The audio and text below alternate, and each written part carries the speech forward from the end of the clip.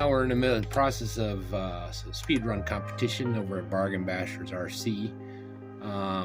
He's got a under $150 speedrun challenge, and this is going to be my 4th entry.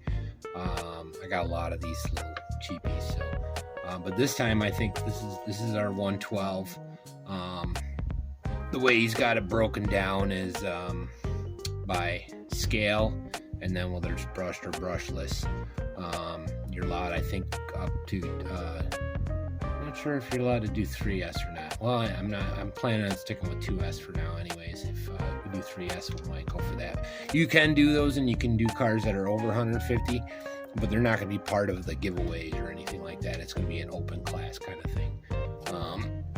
I'm not sure what the prizes are. I'm not really worried about that. I'm more worried about just having fun and making cars go fast. And get, most of these guys are all for my track. For those that know, I got a track out back. It's called REIT Place Raceway, and most of my buggies are all designed around playing on that. So ideally 30, 35 is the right speed for the track. These are the brush version. This is WLtoys 124010. It's the 550 can. It's a brushed version, very much like a PX Toys or an HBX. Honestly, all these copied HBX from the old like EC30. You might have seen my last speed run with EC30s, but you can see the same kind of design. So my plan with this, you might see I got over here, I got our TAMIYA from the last speed run, Poor Boys RC. We're going to be stealing the motor off of that, so off screen I'll get this motor out. Now this is a 3650 7700 kV. It's the fastest motor I got, well, the highest kV motor I got. So we'll take that out, and it should fit in there easy because that's a 550 can, so it's bigger. And then we'll get some electronics. I'm not sure what we're going to run for electronics. Already upgraded the servo on this. It's got a Suprass metal core. And I'm not sure. I think I'm going to leave everything else pretty much stock. These cars are generally, they like 3S. Whether you get the brushless version, the 124008, or the brushed version, this is the 124010. I think their retail is about 110. If I'm not mistaken, but you can find them on sale for in the $70 range, $70-$80 range, all over Banggood right now. So, in my personal opinion, the 112 is a great size. It's not quite 110, but it's big enough. It's big enough, especially my track. It's tight, so it's the biggest you go without sacking.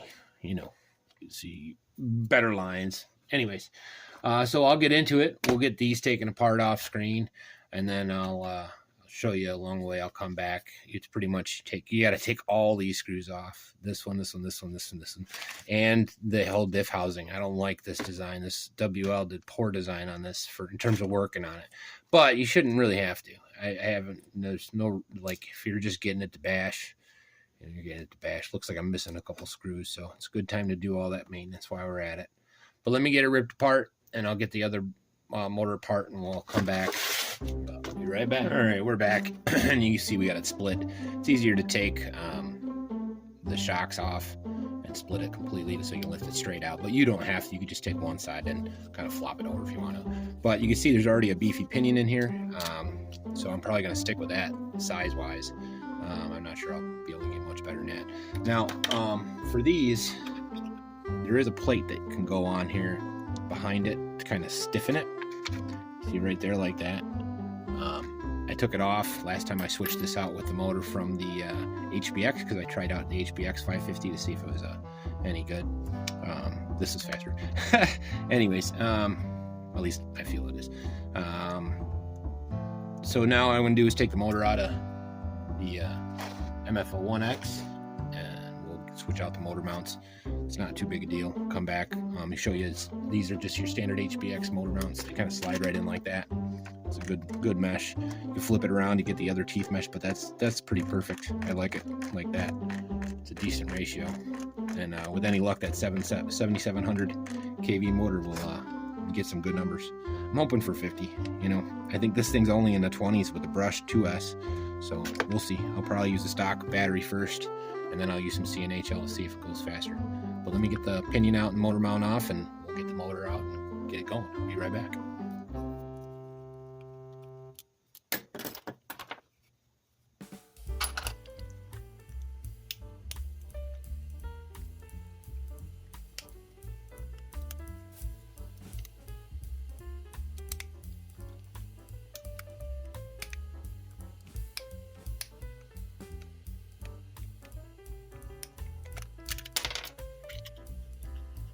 Actually, while we're talking about what I'm gonna do next, so with this done, now we got, if I lining this part up is sometimes a pain.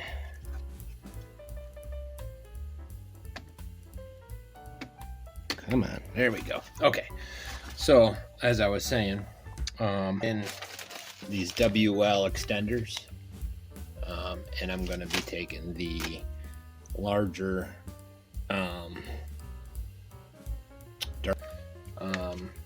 just to try and make the handling a little bit better, and from then there, let me get that a little closer. I'll do a quick cleanup, and that'll be that. I haven't decided what ESC I'm going to be using yet, so when I come back I'll have that figured out, and we'll get this button back up. There's a lot of screws here, so not sure you want to watch me do all that. I'll show you what I did. This is the back end to one of the truggy conversions. It gave me the ball cups style, so what I'm going to be doing, so with this I'm able to pop it back on. It's okay. I'm not sure it's better or worse than using the bolts. It's pretty hefty. You see the size of that ball on there. These balls. Anyways, so yeah, with the on screen, so you see what I'm doing off screen, and figure out my electrics, and we'll get a quick pump. I can't run it today. It's pouring out. It's dark out now, but so I can't run it today. So I might as well take advantage of that. And what the heck's going on here? And get as much of this buttoned up as possible. Hopefully everybody had a great weekend and enjoyed themselves, enjoyed their families, because that's what's important. End of the day, we made ribs today. They were yummy. Seared them on the grill, slow cooked after 3 hours at 250. Oh, they were so good. Anyways, probably making you hungry. Anyways, I'll come back. I'll get these all put in off screen, and then I'll show you putting the extenders on. They're pretty cool. They might, if you haven't seen one before, I'll do one on screen and then do the other ones, and I'll be right back. All right, guys, so we got it all buttoned back up, and I figured I'd come back to show you the wheel extenders. Oh, they're pretty cool.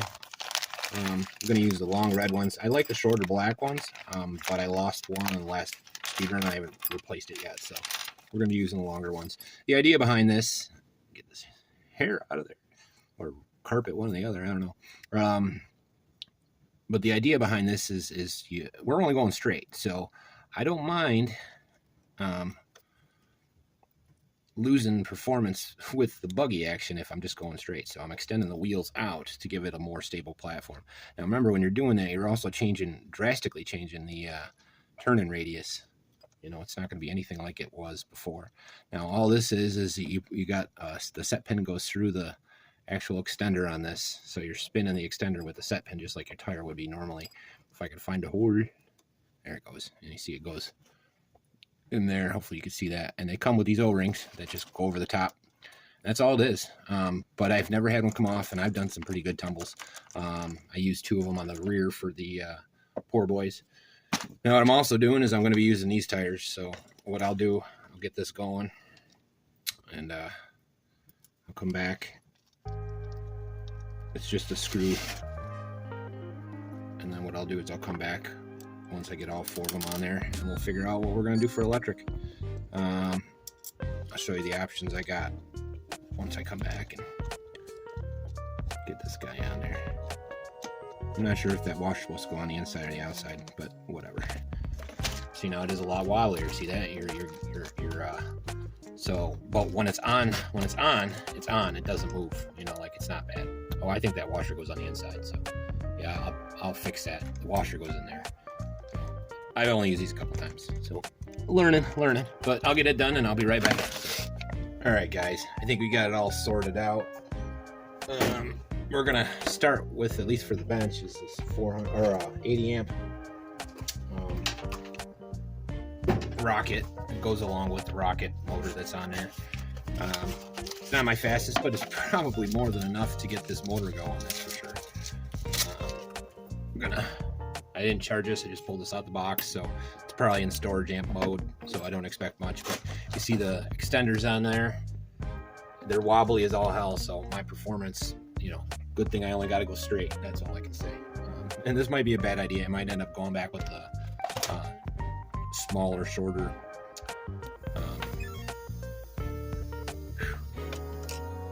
I'm nervous about this taking off on me because it's got some power. Got to bind it to my Suprass. And this is one I wouldn't use a gyro on because it's so loose. You see how that steering is floppy. So you turn your dual rate way down. That's what I do. So you don't get anywhere near, get that squared up a little bit. You might extend that out and get that camber a little better. But okay, that's backwards.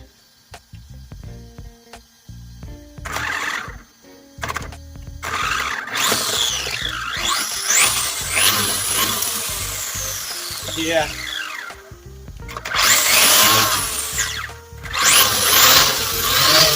Holy cow, you guys see the wind on that thing?